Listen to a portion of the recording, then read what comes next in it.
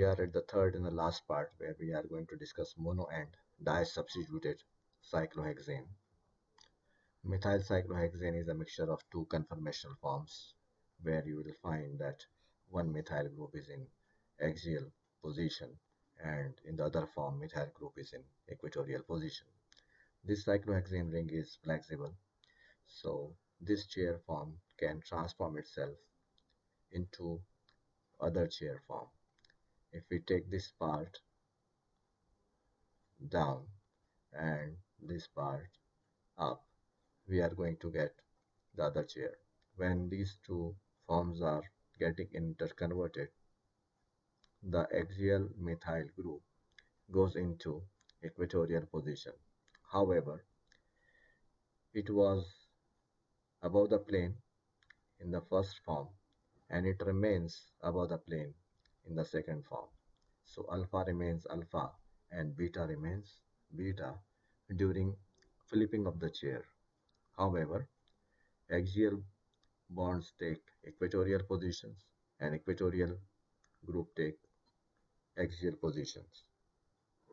When we want to draw these two structures in Newman projection formula, you simply draw the basic structure of cyclohexane ring, and there are four axial positions. Out of these, two axial positions are above the plane, so you can put your methyl group at any of these two positions. Then to draw this equatorial form, again you draw the basic structure of cyclohexane ring, and there are these two equatorial positions which are above the plane going in the upward direction. So you can put your methyl at any of these two positions. Let us discuss the stability of these two structures with respect to each other and their energy. This is the equatorial form of methyl cyclohexane, and as you see, this methyl group is far away from the rest of the molecule. Therefore, it does not have any destabilizing interaction with the other groups of the molecule. When the chair is flipping and giving rise to other chair, we realize that this methyl group comes in close vicinity of these two axial hydrogen, and there is a van der Waals repulsion between these groups. This repulsion is also called as 1,3 diaxial interaction, and it increases the energy of the molecule by 1.8 kilocalories per mole. Thus, we can conclude that axial methyl cyclohexane is less stable than equatorial methyl cyclohexane by an energy gap of 1.8 kilocalories per mole. Disubstituted cyclohexane. In this part, we are supposed to draw the structures of the isomeric forms of disubstituted cyclohexane. It is asked for 2 marks in the examination. Here we are supposed to draw cis 1,2 dimethyl cyclohexane. There are two methyl groups. Their relative position to each other is 1 and 2. So this structure is 1,2 dimethyl cyclohexane. However, one more important thing is the structure should be cis. Cis means the orientation of the group is same. This group is going in the upward direction and this group is also going into the upward direction. That is, both the groups are beta. So since their orientation is same, this structure is called as cis 1,2 dimethyl cyclohexane. In front of this structure we have the mirror image. Now we come to the flipping of the chair. This equilibrium arrow shows that these two structures are getting interconverted by flipping. So if you bring this part down and take this part up, you are going to get this chair. During flipping, we discussed in the previous slide that axial group becomes equatorial and equatorial group becomes axial. So this is your carbon number 1 and this is carbon number 2. On carbon number 1, we had methyl in the axial position. Now on carbon number 1, we have methyl in the equatorial position. On carbon number 2, we had methyl in the equatorial position. Now we have methyl on the axial position at carbon number 2. Please remember that both the methyls were beta above the plane in the first chair. After flipping, they still remain above the plane, so they remain beta. This structure is nothing but the mirror image. Now we will draw the isomer of trans 1,2-dimethyl cyclohexane. Here we are supposed to have the orientation in the opposite direction, trans. So it is again 1 and 2. First carbon has a methyl, second carbon again has a methyl, but they are going in opposite direction. This is going down and this is going up. So it makes the molecule as trans molecule. When this chair is flipping into another chair, we are going to get this structure. During flipping, we have learned that equatorial bonds become axial. So on carbon number 1, this methyl group which was equatorial, it is becoming axial. It was alpha going below the plane. It still remains alpha. It is going below the plane. On second number carbon, we have blue methyl group which was above the plane earlier. After flipping, it should become axial and it should remain above the plane.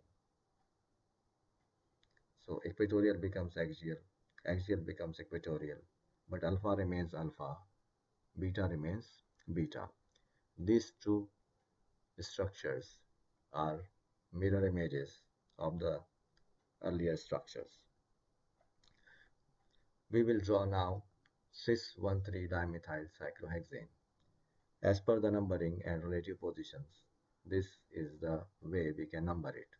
So we have 1,3-dimethyl cyclohexane. Both are cis to each other, so their orientation is same, are going in the same direction. Both are beta. When you flip the chair, you get this chair.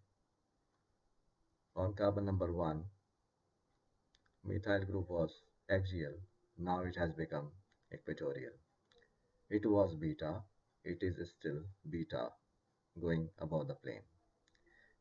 On carbon number 3, this methyl has become equatorial because earlier it was axial. Although it was beta in the earlier chair and it remains beta in this form as well. These two structures are mirror images. Now we will draw trans 1,3-dimethyl cyclohexane. This methyl group is beta and this methyl group is alpha. So they are in the opposite orientation. So this structure is known as trans. When you flip the chair into another chair, the carbon number 1 had methyl in the axial position. Now it has become equatorial. And carbon number 3, methyl was equatorial. Now it is becoming axial. This methyl was going below the plane. It is still going below the plane. So alpha remains alpha and beta remains beta. These are the two mirror images of these two structures. Now we'll go to cis-1,4-dimethyl cyclohexane. Their relative position is 1 and 4. Both are having similar orientation. Both are beta. Therefore, it is a cis structure. When you flip the chair, it will form another chair where carbon number 1 has methyl in the equatorial position because earlier it was axial, so now it has become equatorial. At carbon number 4, methyl was equatorial, so now it has become axial. These two structures are mirror images. As per numbering, their relative position is 1 and 4. One is going above the plane, the other is going down the plane, so they are trans to each other. When you flip this chair into another chair, on carbon number 1, the methyl takes equatorial position because it was axial in the first form. And on carbon number 4 again, the methyl takes equatorial position because it was in the axial position in the earlier form. This methyl was going above the plane, it is still going above the plane. This methyl was going below the plane, this remains below the plane. So beta remains beta and alpha remains alpha. These two structures are mirror images. Locking of conformation is a small concept which is related to conformational transformations. Here we have two structures where a big group, tertiary butyl group, is placed on the cyclohexane ring, and when the chair is flipping, this equatorial group is supposed to take axial position. The group size is very large and it will have very strong repulsion with these two hydrogens. This repulsion will make the molecule highly unstable in this form. So obviously this molecule will try to go into another chair form where tertiary butyl group is far away from other groups and it is not having any destabilizing interaction. This chair form will prefer to stay, it won't flip into another chair. This is called as locking of conformation. RNS configuration to molecule with two asymmetric carbon atoms. We get such molecule for 2 marks to give configuration. Please remember that in this type of molecule there are two asymmetric centers. This is one and this is the second asymmetric carbon atom, and you know the definition of asymmetric carbon atom. We identify first asymmetric carbon atom, then we identify what are the groups or atoms which are present on that asymmetric carbon atom. So there are 4 atoms or groups: hydrogen, methyl, bromine, and this whole group is a group which is present on this carbon atom. So we identify these 4 groups, then we give them the numbers on the basis of atomic number. So this carbon is directly connected to bromine, atomic number 35. So this will get the first priority. Now this carbon is connected to a carbon, atomic number 6, and again this carbon is connected to one more carbon, atomic number 6. So both are having equal atomic numbers. When atomic numbers are same, then we start comparing the other atoms present on those atoms. So this carbon has 3 hydrogens, atomic number 1, 1 and 1. This carbon has hydrogen atomic number 1, carbon atomic number 6, bromine atomic number 35. So this carbon is connected to atoms with higher atomic numbers, and this carbon is connected to atom with lower atomic numbers. Hence, the second priority should be given to this group. Automatically, methyl gets the third priority and hydrogen gets the fourth priority. Now, in order to give configuration, first we identified asymmetric carbon atom, that is atom number 2 as asymmetric carbon atom. We identified 4 different atoms or groups. We gave them numbers or ranks or priorities 1, 2, 3, 4 on the basis of atomic number rules.